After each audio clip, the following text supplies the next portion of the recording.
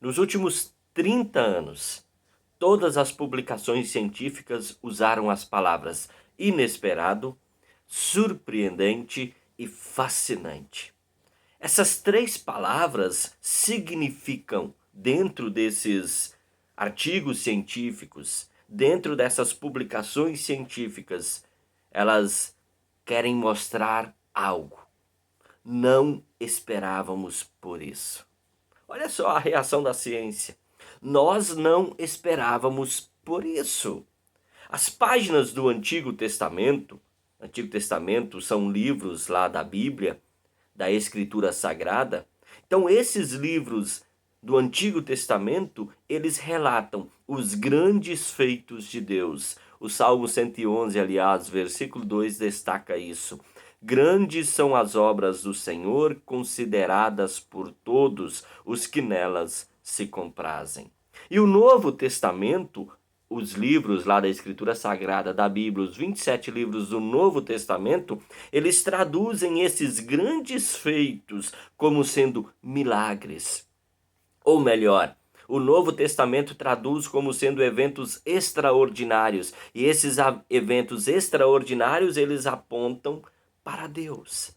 E a reação das pessoas, aí nós vemos o relato lá de Marcos, capítulo 1, versículo 21 até o 28, a reação das pessoas lá na sinagoga, que acabaram de ouvir a pregação de Jesus, e quando Jesus expulsa aquele espírito imundo daquele homem, a reação das pessoas é de que é espantosa, a ponto daquelas pessoas passarem a questionar: o que vem a ser isto? O que está acontecendo? Querido amigo, querida amiga, o povo de Deus sempre viveu em meio aos grandes feitos de Deus. Tanto que a Septuaginta traduz a expressão dinamis como sendo poder de Deus que forma a história. É o poder de Deus que vai formando a história. E nós, é claro, vamos vivendo esta história. Vivemos a história e acompanhando também a história, nós vamos vendo o poder de Deus que vai conduzindo toda a história da nossa vida, toda a história da humanidade. E assim nós vemos lá o apóstolo Paulo concluindo de maneira bela o resumo de toda a história. Quando chegou o tempo certo, Deus enviou o seu filho, nascido de mulher, nascido sob a lei, para resgatar os que estavam debaixo da lei. E também, claro, nós podemos parafrasear o apóstolo Paulo dizendo assim: quando chegar o tempo certo, Deus novamente enviará o seu filho, mas dessa vez para julgar os vivos e os mortos. O problema, querido amigo, querida amiga, é que desde o iluminismo as nossas convicções, elas partem de uma mente iluminada pela luz da razão. Nós passamos a defender aquilo que não é objetivo e que não é racionalmente compreensivo como sendo algo não verdadeiro, é uma ficção.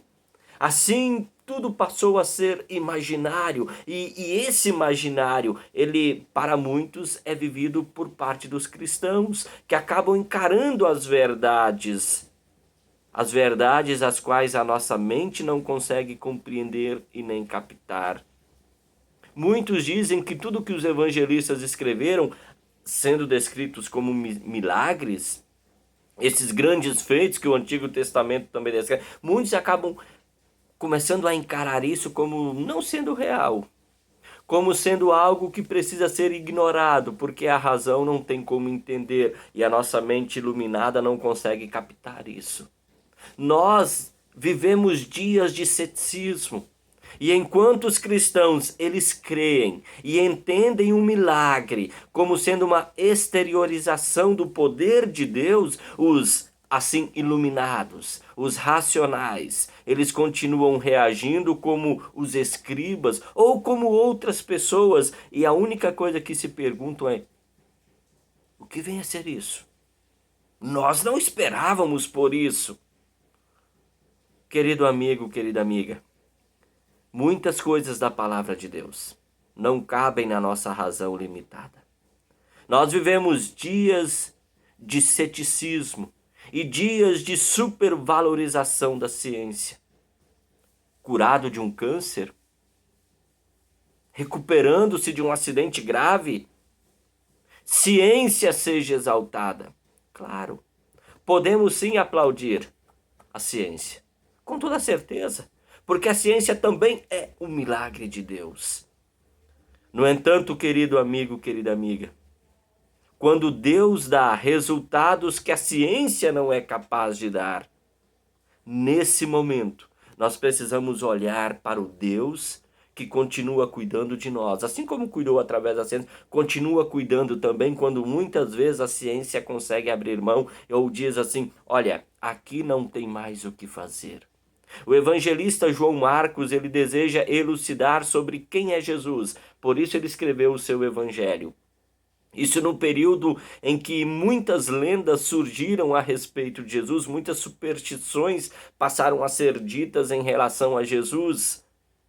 E claro que essas fake news a respeito de Jesus já eram propagadas naquela época, e João Marcos agora, a partir de Jesus como sendo o proclamador do evangelho, ele quer dizer quem é Jesus. E para deixar claro quem é Jesus, o evangelista João Marcos apresenta alguns dos seus milagres. Os milagres, os exorcismos de Jesus, eles buscam apenas revelar quem Jesus é. E o salmista, ele destaca: o Senhor não nos deixa esquecer dos seus feitos maravilhosos. Ele é bom e tem muita misericórdia. Está lá no versículo 4. Ele fez memoráveis as suas maravilhas. Quando nós vemos um milagre, bem, nós logo nos lembramos daquele que é poderoso para realizá-lo. Os milagres são como pequenas pílulas da recordação para este mundo tão cético. Os milagres são pílulas de recordação de que Deus continua agindo, de que Deus continua também ainda cuidando e preservando este mundo. E João Marcos, ele reage à reação natural do mundo cético diante dos milagres. Que vem a ser isto? Querido amigo, querida amiga, Deus deseja que o mundo veja o seu agir.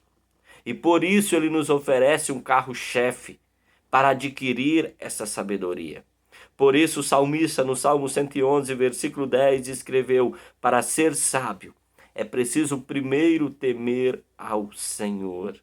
Esse mundo que anda aí vivendo, sabe, muitas vezes angustiado, porque é um mundo que se diz iluminado pela razão, um mundo cético em relação ao agir de Deus, precisa desta sabedoria. A sabedoria que somente Deus pode dar e que somente Deus dá. Você quer ser sábio? Muitos imaginam que a sabedoria se dá tão somente pela formação acadêmica. No entanto, o salmista diz que a sabedoria está no temor do Senhor. O que é temor ao Senhor? É adorá-lo ou adorar a Deus por aquilo que ele é. Mas você sabe quem é o Senhor? Muitos desconhecem o seu Criador. Muitos ignoram aquilo que o seu Criador, que Deus continua fazendo na vida dela. Portanto, são tolos de coração. E são pessoas que acabam se calando quanto ao louvor que deve ser prestado a Deus. Por isso o Salmo 111 começa com a expressão aleluia. Em meio a essa pandemia que nós estamos vivendo, muitas pessoas estão incorrendo no perigo de pouco a pouco se afastar do Senhor. E o Salmo 111 é um salmo onde o salmista visa despertar cada um para adorar este Senhor, o Senhor que dá sabedoria. E o Senhor que dá sabedoria quando mostra para o mundo o seu modo de agir. Mas por que adorar a Deus? Querido amigo, querida amiga, muitas pessoas quando passam a adorar a Deus, elas buscam adorar a Deus com um objetivo de conseguir algo com a sua adoração. Adoradores adoram na expectativa de serem, digamos, retribuídos pelo fato de estarem adorando. Olha, Senhor, eu quero algo em troca. Mas, de repente, parece que essa retribuição não vem. E assim muitas pessoas acabam se afastando. Em meio ao ceticismo, nós vivemos dias de constante idolatria. Você sabe o que é idolatria? Idolatria é quando nós tiramos a atenção do Deus verdadeiro, é quando nós desviamos a atenção e o coração das coisas de Deus e passamos a supervalorizar a nós mesmos, o nosso trabalho, a nossa sabedoria. Muitas vezes falamos que os outros são idólatras, né? Idólatras muitas vezes somos nós, porque tiramos o coração, tiramos o pensamento, tiramos a atenção de Deus. Nesse sentido, o salmista exclama: o Senhor não nos deixa esquecer dos seus feitos maravilhosos. Tudo que a ciência diz como sendo inesperado, tudo que a ciência diz como sendo surpreendente, tudo que a ciência diz como sendo fascinante, nós dizemos: grandes são as obras que Deus faz por nós. Querido amigo, querida amiga, os milagres são como pílulas de recordação para esse mundo cético e idólatra. E o salmista convida esse mundo cético e idólatra a adorar a Deus, primeiro, sabendo quem é esse Deus. E esse mundo que se diz iluminado pela razão, esse mundo que se diz racionalmente saber todas as coisas, conhecer todas as coisas, e o que não conhece manda lá, tá, sabe, fazer a pesquisa para descobrir o que é. Deus se mostra como é, verdadeiro como é, sendo Deus como é, através do seu agir. Você sabe o que Deus faz e por que Deus faz o que faz? A nossa razão, querendo ou não, ela sabe que existe um Deus. Mas quem é esse Deus? Isto a razão não sabe. E Deus, querido amigo, querida amiga, Deus só pode ser conhecido pela fé. Pela fé nós vemos o agir de Deus em favor da salvação dos seus. Asaf Borba, no livro Adoração, quando a fé se torna amor, ele escreveu: quando nós passamos por provações, o amor a Deus está sendo provado. Fantástico! Quando passamos por provações, é o amor de Deus que está sendo provado. E os adoradores que buscam alguma retribuição na sua adoração, eles perdem essa percepção e muitas vezes acabam ignorando a Deus e deixando Deus de lado. E Deus continua agindo para que você conheça o amor dele por você e creia no amor de Deus por você e creia em Deus.